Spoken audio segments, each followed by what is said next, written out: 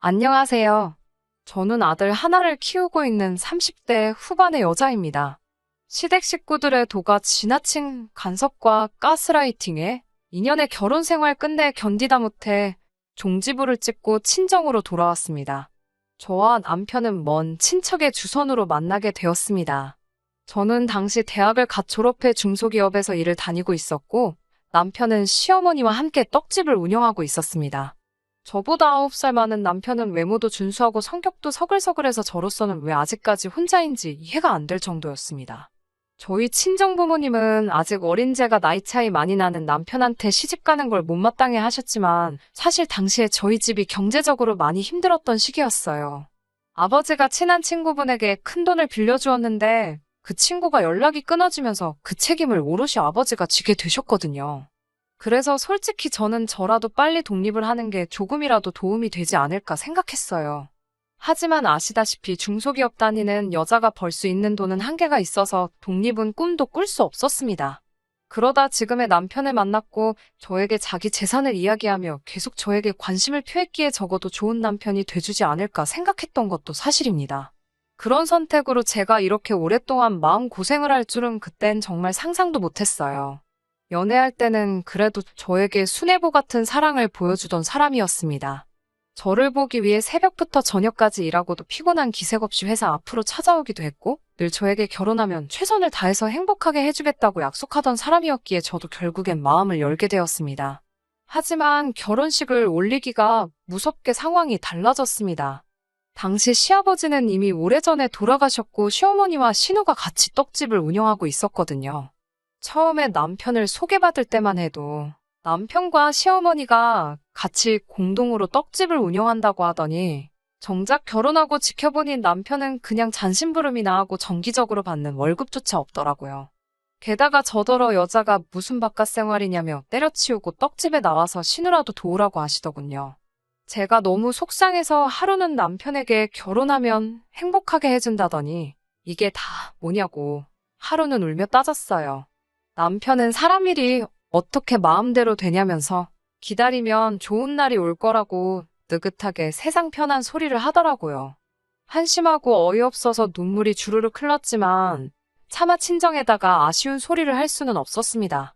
저는 마음을 고쳐먹고 그래, 어차피 욕을 먹든 어쩌든 나는 떡집에 나가서 일을 해야 하고 그렇다면 죽기 살기로 그 기술을 배워보자라고 마음을 고쳐먹었습니다.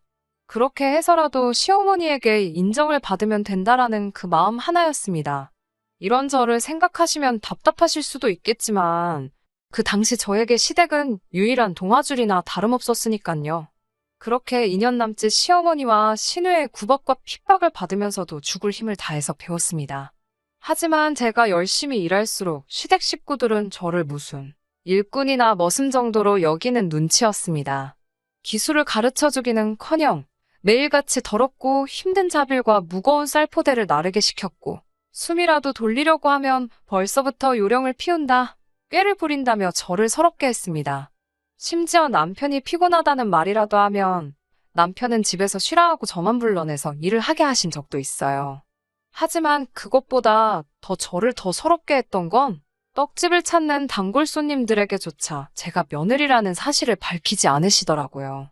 사실 친정부모님도 제 결혼을 지원해 주실 형편이 되지 못했고 시댁에서도 어차피 친정 상황이 그런데 뭐하러 결혼식을 크게 하냐며 그냥 양가 어른들 모시고 밥이나 먹고 혼인신고나 하면 되지 그러시더라고요. 당연히 저도 여자니까 결혼식에 대한 환상과 기대가 있었지만 남편도 그 순간만큼은 시어머니 의견이 옳은 것 같다며 시어머니 말대로 하자고 하더라고요.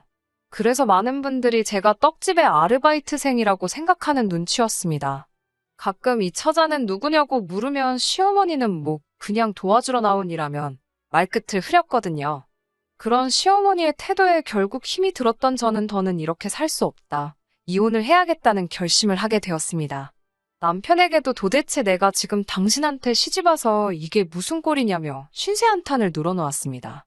평소라면 그냥 요령껏 하라며 대충 넘어가려던 남편이었는데 그날따라 제 이야기를 잘 들어주고 자기가 미안하다고 하더라고요. 그리고 부부싸움은 칼로 물베기라 했던가요.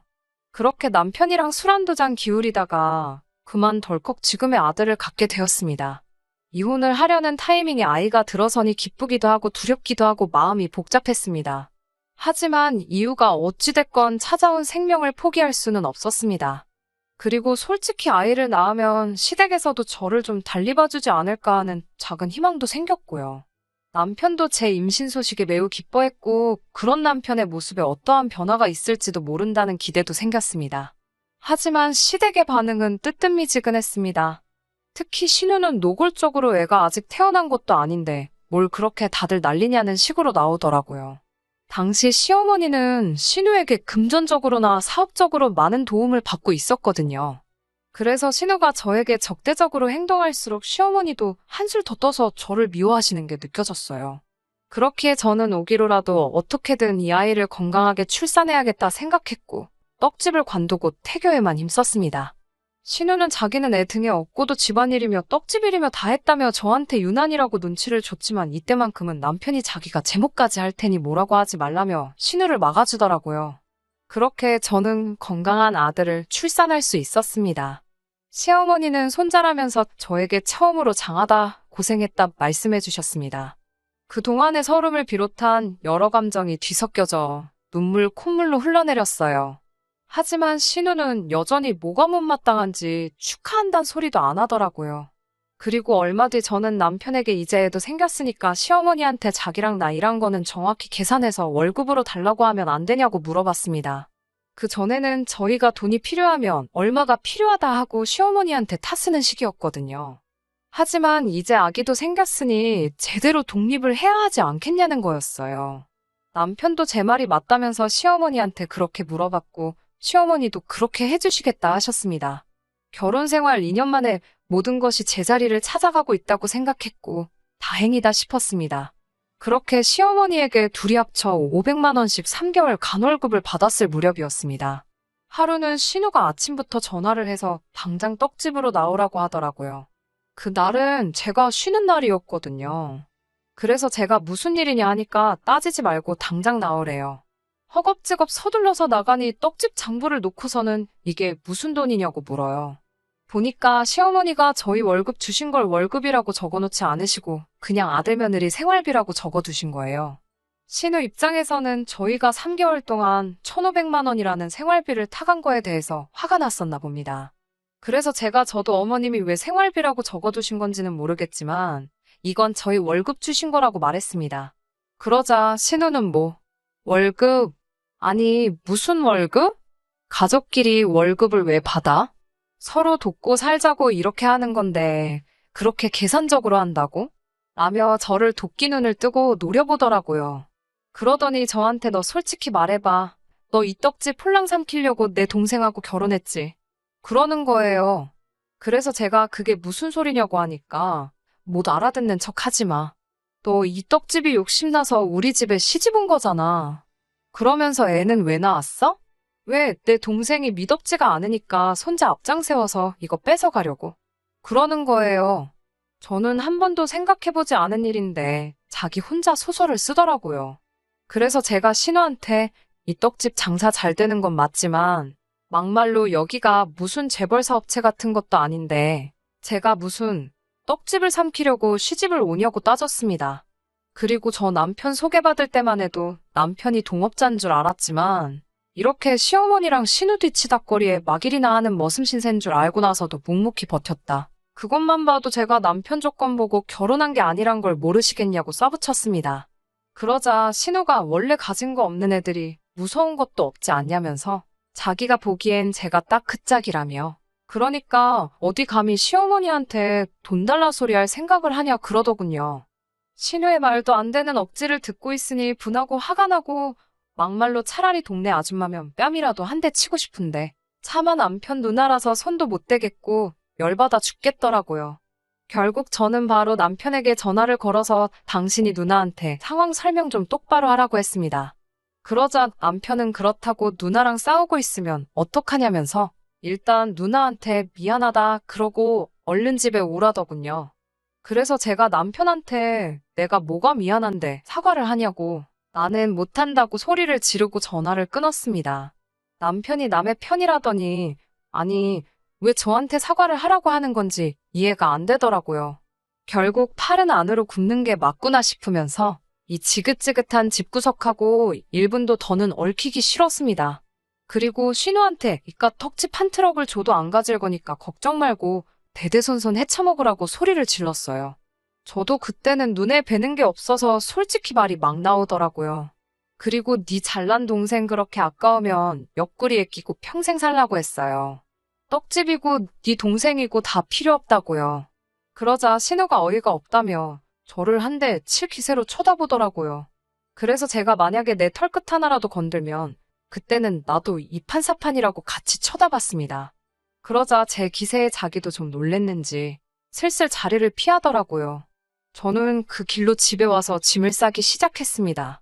저도 결혼할 때 친정이 어려워서 많이 못 해온 건 사실이고 남편 덕을 보고 싶었던 마음이 아예 없었던 것도 아닙니다.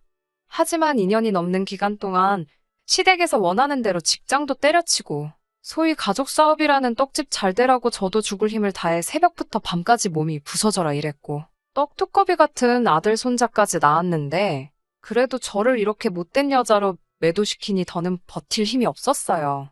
집에 돌아온 남편이 현관 앞제 짐을 보더니 이게 다 뭐냐고 묻더라고요.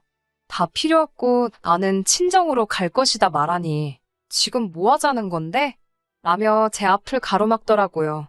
비키라고 나 지금 친정으로 간다고 하니까 남편이 누나 때문에 이러는 거냐며. 그래도 그 코딱지만한 친정에 가는 거보다 치사하고 더러워도 여기가 낫지 않냐며. 그냥 누나한테 적고 들어가라는데 정말 이 인간이 내 생각을 해주는 게 맞는 건지 내 남편이 맞긴 한 건지 열이 받더라고요. 됐다고 그딴 소리 할 거면 당장 비키라니까 남편이 그새를 못 참고 시어머니랑 신우한테 전화를 걸더라고요. 그래 어디 한번 다 와보라고 한판 붙어보잔 심정으로 있으니 얼마 지나지 않아서 신우랑 시어머니가 집으로 왔습니다. 신우는 문 앞에 제 짐들을 보더니 아주 가지가지한다며 빈정거리더군요. 시어머니는 네가 뭐 나가겠다는데 우리가 뭔 수로 너를 잡냐며 갈 땐 가더라도 손자는 두고 가라 하더군요. 그러자 신우가 손자를 뭐하러 놓고 가라 그러냐며 엄마더러 키우라 그러라고 저더러 데려가라고 했습니다. 전 사실 아들 뺏길까봐 너무 걱정했는데 신우가 그렇게 도와줄 거라곤 상상도 못했네요. 시어머니가 그게 무슨 소리냐고 우리 핏줄을 왜 집 나간다는 애한테 주냐니까 신우가 시어머니한테 눈을 흘기며 우리 애들은 손주들 아니야? 우리 애들로는 부족해. 그러더라고요. 그러자 시어머니가 움찔하더니 아니 당연히 네 애들도 너무 예쁘지. 그렇지만 이라며 말을 이어가려는데 신우가 시어머니 말을 딱 자르면서 저한테 네 아들은 필요 없으니까 데리고 당장 나가라고 하더군요. 그러면서 지금 나가면 2번 다시 들어올 생각도 하지 말라고 하더군요. 그리고 남편이란 작자는 신우 뒤에 서서는 저한테 입모양으로 빨리 잘못했다 그러라며 비는 신용을 하는데 제가 미쳤나요? 곱게 내보내주셔서 감사합니다 하고 얼른 나왔습니다. 짐 들고 애 품에 안고 거리로 나오니 갑갑하더라고요. 그래도 일단은 친정으로 향했습니다. 그동안 친정 부모님이 걱정하실까봐 늘 잘 산다, 다들 잘해주신다 하던 딸이 갑자기 손자까지 데리고 친정에 왔으니 친정 부모님이 얼마나 놀라시던지요. 저는 그간 제가 겪었던 서름을 결국 2분께 털어놓았고 친정아버지는 못난 아비 때문에 고생했다며 연신 미안하단 말만 하셨습니다.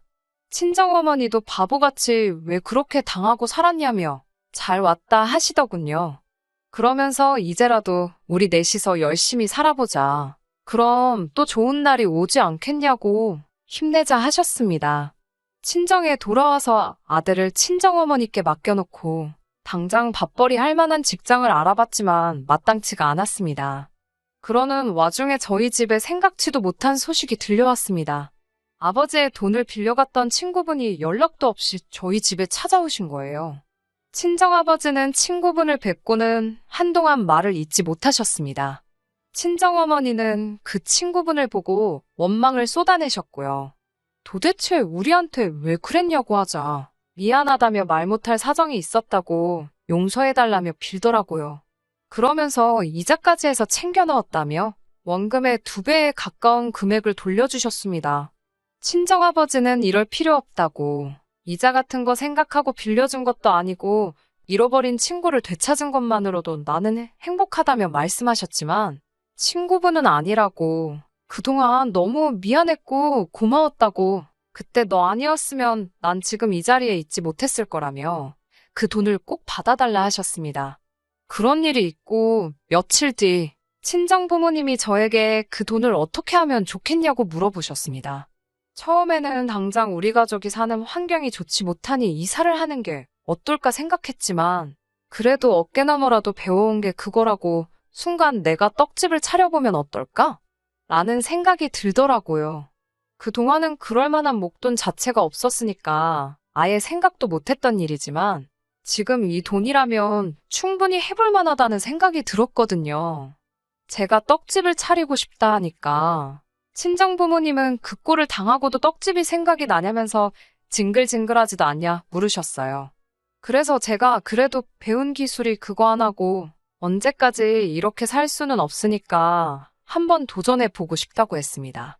그러자 친정아버지는 그래, 도전도 젊었을 때 해보는 거 아니겠냐며 어차피 다시 돌아올 돈이라고 생각해 본 적 없다고 어디 한번 잘해보라고 흔쾌히 그 돈을 저에게 내어주시며 저를 응원해 주셨어요. 그렇게 저는 대학가 근처에 작은 떡집을 하나 냈습니다. 학생들이 간편하게 먹을 수 있으면서 커피하고도 잘 어울리는 디저트로 만들었는데 제가 예상했던 것보다 훨씬 좋은 수익을 내더라고요. 학생들 사이에서 입소문이 나니까 금방 인터넷에서도 유명세를 타기 시작해서 혼자서는 감당이 안 되더라고요. 결국 식당에서 설거지하시던 친정어머니와 건물 관리인으로 일하시던 친정아버지까지 모두 같이 하게 되었습니다. 예전 시댁에서 가족 간 금전관계는 확실히 하는 게 좋다는 걸 뼈저리게 배웠기에 부모님께도 전에 버시던 것보다 훨씬 넉넉하게 급여를 챙겨드렸어요. 부모님은 자식한테 월급을 다 받아본다며 즐거워하셨고 전에 없이 저희 가족은 행복하게 지내게 되었습니다. 그리고 저희 떡집이 인기가 많아지면서 전남편과 시어머니 귀에도 들어갔는지 제가 자기네 기술을 훔쳤다며 난리가 났더라고요. 기술에 대한 사용료를 내라던가? 비록 떡 만드는 기술은 배웠을지언정 제가 그 집 떡을 그대로 가져다 판 것도 아니고 정말 온몸을 갈아 넣어서 배운 기술인데 웃기더라고요. 전 남편은 이혼 서류 잉크도 다 말라버린 이제서야 왕처럼 받들어 모시던 신우며 시모 다 포기하고 저에게 올 테니 자기만이라도 다시 받아달라며 우리 아들도 보고 싶고 어쩌고 하는데 제가 됐다고 했습니다. 나중에 아들이 커서 자기 친아빠가 누구냐 보고 싶다 하면 그때 생각해보자고 했습니다. 시모와 신우 등살에 달달 볶이며 월급도 없이 머슴 생활 하는 게 저한테는 썩 좋은 생활이지 않냐 노래를 부르던 이 사람도 제가 제 스스로의 힘으로 돈을 이렇게나 잘 벌고 있으니 애아빠라는 이유 하나만으로 이제 시댁 등지고 다시 제게 빈대붙으려는 신부 아닌가요? 정말이지 뼛속까지 이렇게 노예근성이 있는 사람이라고는 생각도 못했습니다. 이제 저희 집에도 꽃길만 있을 것 같아요. 정말이지 고생 끝에 낙이 온다더니 행복합니다. 끝까지 들어주셔서 감사합니다. 오늘의 사연은 여기까지입니다. 구독과 좋아요, 알람 설정 부탁드리고 더 좋은 사연으로 다시 찾아뵙겠습니다. 감사합니다.